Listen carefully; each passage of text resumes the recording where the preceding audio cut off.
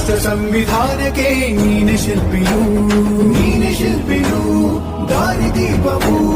ನೀನೆ ಕಲಿಸಿಕೊಟ್ಟೆ ಸಮಾನತೆಯನು ಏಕತೆಯನು ರಾಷ್ಟ್ರ ಸಂವಿಧಾನಕ್ಕೆ ನೀನೆ ಶಿಲ್ಪಿಯು ನೀನೆ ಕಲಿಸಿಕೊಟ್ಟೆ ಸಮಾನತೆಯನು ನಿನ್ನ ಲೇಖನಿಯ ಬರಹ ದೇಶ ಗರ್ಜನೆ ಒಂದು ಮಾತು ಕೂಡ ಭೀಮ ಗರ್ಜನೆ ನಾಯಕ